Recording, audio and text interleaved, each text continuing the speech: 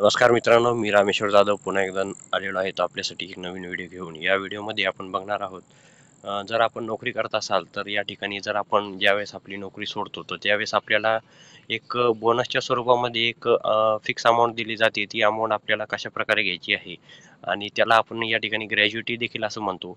तर या ठिकाणी ग्रॅज्युटी ही कोणाला भेटणार आहे आणि कशा प्रकारे या ठिकाणी ग्रॅज्युटी आपल्याला भेटणार आहे, ती ग्रॅज्युटी कॅल्क्युलेट वगैरे कशी करायची आहे आणि जर कोणती कंपनी आपल्याला जर ग्रॅज्युटी देत नसेल तर या ठिकाणी जी तक्रार आहे ती कुठे आपल्याला दाखल करायची आहे, तर याबद्दलची सविस्तर माहिती मी तुम्हाला माझ्या या व्हिडिओमध्ये सांगण्याचा प्रयत्न करणार आहे मित्रांनो।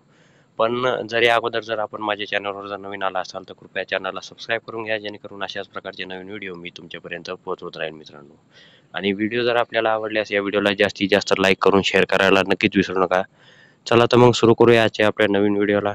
तर मित्रांनो, ग्रॅज्युटी म्हणजे काय असतं, तर ग्रॅज्युटी म्हणजे आपण जर एखाद्या कंपनीमध्ये एक काही वर्ष या ठिकाणी जी सेवा आपण देत असतो, तर त्या सेवेच्या बदल्यात आपल्याला जो मिळणारा एक मोबदला आहे, म्हणजे या ठिकाणी आपण त्याला बोनस देखील म्हणू शकतो। तर हा बोनस जो आहे तो आपल्याला कंपनीमधून ज्यावेळेस आपण एक्झिट करतो किंवा रिझाईन मारतो तर त्यावेळेस आपल्याला ही जी बोनसची रक्कम आहे ती ग्रॅज्युटी म्हणून जी आहे ती आपल्याला देण्यात येत असते। तर ही ग्रॅज्युटी कशाप्रकारे आपल्याला मिळते, तर यासाठी समोर काय करावं लागतं ते याबद्दल सविस्तर माहिती आपण आता या व्हिडिओमध्ये बघणारच आहोत मित्रांनो, बघणार आहोत।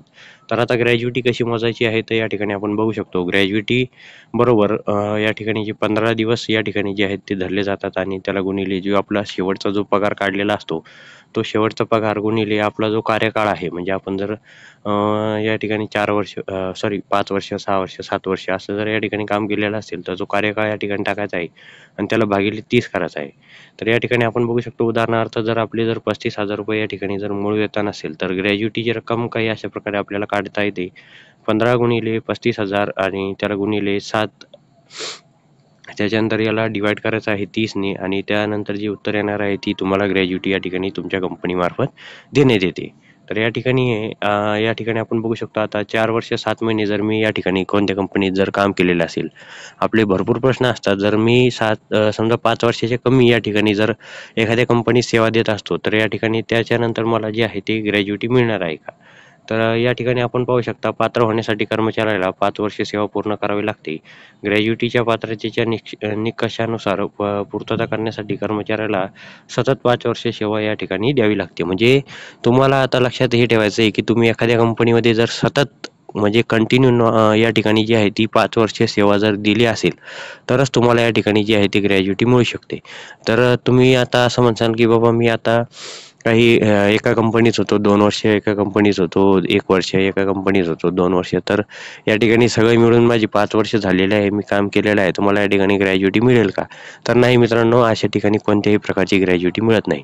आपल्याला सलग एकाच कंपनीमध्ये या ठिकाणी जी आहे ती 5 वर्ष सेवा देणे अनिवार्य आहे आणि या दिलेल्या सेवेबद्दल जो आपल्याला मोबदला मिळतो त्यालाच ग्रॅज्युटी म्हणतात। तीच कंपनी जी आहे ती आपल्याला ग्रॅज्युटी देत असते। ज्या कंपनीत आपण या ठिकाणी जर खाजगी कंपनी असेल तर आपण ज्या कंपनीमध्ये या ठिकाणी जर सलग या ठिकाणी सेवा देत असू तर त्याच ठिकाणी तीच कंपनी आपल्याला जो आहे तो ग्रॅज्युटी प्रदान करत असते। तर ही गोष्ट आपल्याला नक्की लक्षात ठेवायची आहे मित्रांनो। आता पुढचा मुद्दा काय आहे, कर्मचाऱ्याला ग्रॅज्युटी कोण देत असतं?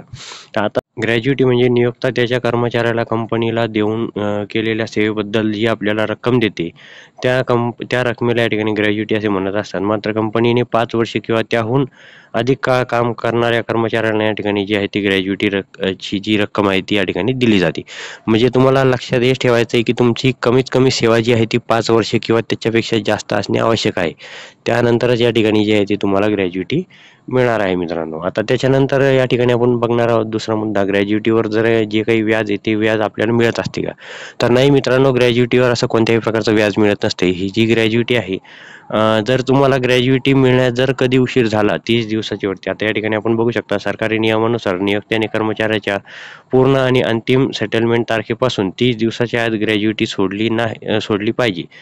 तथापि या पेमेंटमध्ये कोणत्याही विलंब झाल्यास नियोक्ता देय तारखेपासून वास्तविक पेमेंट तारखेपर्यंत ग्रॅज्युटीच्या रकमेवरती जे आहे ते व्याज या ठिकाणी देण्यास जबाबदार ठरत असते मित्रांनो. तर म्हणजे याबद्दल आता सरकारी नियम काय आहे, जर एखाद्या कंपनीमध्ये जर आपण काम करतोय, जर आपल्याला या ठिकाणी 7-8 वर्ष आपण पूर्ण काम केलेलं आहे, त्यानंतर जे आहे ते आपण रिझाईन मारलेलं आहे आणि राजीनामा दिल्यानंतरच आपल्याला जी आहे ती या ठिकाणी ग्रॅज्युटी आहे ती दिली जात असते मित्रांनो. तर यासाठी नक्की लक्षात ठेवायचं आहे, ज्या कंपनीमध्ये जर तुम्ही काम करत असाल तर तिथं जाऊन तुम्हाला या ठिकाणी जो आहे तो राजीनामा लेखी स्वरूपात द्यायचा आहे आणि त्याच्यानंतर लगेच तुम्हाला त्या ठिकाणी जी आहे ते ग्रॅज्युटीसाठी देखील अर्ज करायचा आहे. ग्रॅज्युटीसाठी अर्ज केल्यानंतर या ठिकाणी जी आहे ते 30 दिवसाच्या आतमध्ये जी आहे ते आपल्याला ग्रॅज्युटीची जी रक्कम आहे या ठिकाणी जी आपल्या खात्यावरती वर्ग करण्यात येत असते मित्रांनो. पण जर या ठिकाणी 30 दिवसाच्या आत जर या ठिकाणी जी नियोक्त्याने जर आपल्याला पेमेंट केलेलं नाही आहे, तर त्याच्यानंतर जे असतील 30 दिवसाच्या नंतर जे बी काही दिवस भरतील, ज्या दिवशी तुमचं पेमेंट येणार आहे, तर त्या पेमेंटपर्यंत या ठिकाणी जे आहे ते तुम्हाला या ठिकाणी व्याज या ठिकाणी कंपनी देण्यास या ठिकाणी जबाबदार राहत असते मित्रांनो. तर आता या ठिकाणी आपण बघू शकता ग्रॅज्युटी कशी काढायची. तर आता सगळ्यात मोठा प्रश्न हा तुम्हाला पडला, ग्रॅज्युटी कशी काढायची.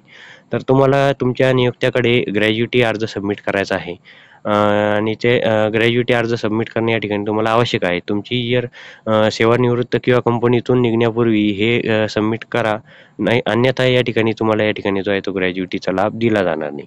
तुमचा नियोक्ता तुमच्या ग्रॅज्युटीच्या अर्जाची पडताळणी करेल आणि तुमच्या ग्रॅज्युटीच्या रकमेची गणना करेल. तुमच्या ग्रॅज्युटीची अट मंजूर झाल्यावर तुमचा नियोक्ता जे आहे ते तुमच्या ग्रॅज्युटीची रक्कम या ठिकाणी तुम्हाला वितरित करणार आहे. म्हणजे या ठिकाणी जे आहे ज्या वेळेस आपण या ठिकाणी रिझाईन देणार आहोत, राजीनामा देणार आहोत, राजीनामा दिल्यानंतर आपल्याला लगेचच या ठिकाणी जो आहे तो ग्रॅज्युटीचा जो अर्ज आहे या ठिकाणी सबमिट करायचा आहे आणि त्याच्यानंतर जे आहे ते कंपनी या ठिकाणी सर्व पडताळणी वगैरे करून ग्रॅज्युटीची रक्कम या ठिकाणी त्याची जे कॅल्क्युलेट करून या ठिकाणी जे आहे ते आपल्या अकाउंटवरती जी आहे ती डायरेक्ट या ठिकाणी ग्रॅज्युटीची रक्कम या ठिकाणी पाठवत असते मित्रांनो. आता त्याच्यानंतर हे राजीनामा दिल्यानंतर किती दिवसात आपल्याला ग्रॅज्युटी या ठिकाणी दिली जावी, तर पेमेंट ऑफ ग्रॅज्युटी कायदा 1972 नुसार नियोक्त्याने ग्रॅज्युटीची जी रक्कम आहे ती देय तारखेपासून 30 दिवसाच्या आत भरणे आवश्यक असते. नियोक्ता या कालावधीत पैसे भरण्यात अयशस्वी झाल्यास देय तारखेपासून ते त्या तारखेपर्यंत जे काही दिवस भरतील त्याच्यावरती व्याज देण्यास या ठिकाणी जी आहे ती कंपनी जबाबदार असते मित्रांनो. तर आता या पुढील जो मुद्दा आहे त्या ठिकाणी PF आणि ग्रॅज्युटी या ठिकाणी आपल्याला कशी काढायची. तर या ठिकाणी तुमचा PF हे ऑनलाईन क्लेमसाठी तुम्ही सादर करू शकता. तुमचा युनिव्हर्सल अकाउंट नंबर या ठिकाणी घेऊन तुम्हाला तो ॲक्टिवेट करून वगैरे सगळं प्रोसेस करून KYC वगैरे करून तुम्हाला जो आहे तो तुमचा EPFOच्या पोर्टलवरती जायचं आहे, लॉग इन करायचं आहे आणि लॉग इन केल्यावरती जो तुमचा फॉर्म 31 आणि फॉर्म 19 आणि प्लस फॉर्म 10C या ठिकाणी अशा 3 प्रकारचे जे आपल्याला जे फॉर्म आहेत, तर त्या ठिकाणी फॉर्म भरून आपल्याला जे आहे ते आपला जो पूर्ण PF आहे, जो पूर्ण सेटलमेंट आहे PFचं, ते या ठिकाणी करून घ्यायचं आहे. आणि त्याच्यानंतर जे आहे ते तुम्हाला या ठिकाणी जो ऑनलाईन पोर्टलवरती अर्ज केल्यानंतर या ठिकाणी त्याला सबमिट करायचं आहे. आणि ग्रॅज्युटीचं जर आपल्याला माहितीच आहे की आपल्याला या ठिकाणी कशाप्रकारे अर्ज करायचा आहे, सरळ सरळ राजीनामा दिल्यानंतर तुम्हाला ग्रॅज्युटीसाठी एक या ठिकाणी तिथं अर्ज देऊन टाकायचा आहे. आणि या PFमध्ये जर आपल्याला जर घरबसल्या या ठिकाणी जर सर्व जे काही आहे ते सर्व टोटल पेमेंट जे आहे ते आपल्याला कशाप्रकारे विड्रॉल करायचं आहे, तर त्याबद्दल आपण आपल्या चॅनलवरती नक्कीच या ठिकाणी व्हिडिओची सिरीज चालू केलेली होती. तर त्या व्हिडिओच्या सिरीजमध्ये या ठिकाणी तुम्हाला हा देखील व्हिडिओ बघायला मिळणार आहे. फुल अँड फायनल सेटलमेंट आपल्याला जे आहे ते PFमध्ये कशाप्रकारे करायचं आहे, कशाप्रकारे फॉर्म 10C आणि फॉर्म 31 या ठिकाणी आपल्याला कशाप्रकारे भरायचं आहे, तर याबद्दल सविस्तर माहिती मी माझ्या चॅनलवरती माझ्या या व्हिडिओमध्ये आता येणाऱ्या व्हिडिओमध्ये मी तुम्हाला टाकणारच आहे. तर तिथून देखील तुम्ही डायरेक्ट जाऊन तो व्हिडिओ बघून तुम्ही सर्व सेटलमेंट जे आहे ते करू शकता मित्रांनो. आता त्यानंतर जे आहे ते 30 दिवसाच्या आत ग्रॅज्युटी न भरल्यास काय होईल, तर या ठिकाणी जर आपल्याला 30 दिवसाच्या आत जर ग्रॅज्युटी नाही दिली एखाद्या कंपनीने, तर काय होणार आहे, नियोक्ता अर्ज मिळाल्यापासून 30 दिवसाच्या आत ग्रॅज्युटी भरण्यास जर विलंब करत असेल तर या ठिकाणी नियोक्ता 10% या प्रमाणे जे आहे ते आपल्याला व्याज या ठिकाणी कंपनीकडून मिळणार आहे मित्रांनो. आता या ठिकाणी जर आपण ग्रॅज्युटीचा फॉर्म भरलेला आहे, 30 दिवसाच्या जास्त दिवस झालेले आहे, तर या ठिकाणी आपल्याला कुठे आपण या ठिकाणी जो आहे तो अर्ज कंप्लेंट करू शकतो. तर या ठिकाणी जे आहे DYCLC म्हणजे जे मुख्य कामगार जे आयुक्त आहेत त्या आयुक्तांकडे देखील आपण या ठिकाणी जे आहे ते अर्ज सादर करू शकतो मित्रांनो.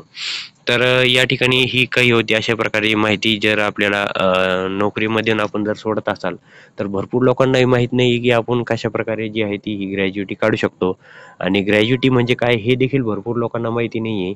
आणि ग्रॅज्युइटी चे जे फायदे आहे आणि जो पी-एफचा जो आपल्याला या ठिकाणी जो एकंदरीत जो फायदा मिळतो, तो फायदा कशाप्रकारे आपल्याला या ठिकाणी घ्यायचा आहे, तर या ठिकाणी आपण या व्हिडिओमध्ये संपूर्ण माहिती बघितलेली आहे. जर व्हिडिओ तुम्हाला आवडला असेल तर व्हिडिओला नक्कीच लाईक करा आणि जास्तीत जास्त व्हिडिओला शेअर करायला देखील विसरू नका.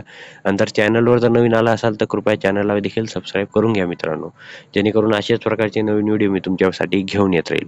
चला तर मित्रांनो, भेटूया पुढच्या व्हिडिओमध्ये. जय हिंद, जय महाराष्ट्र.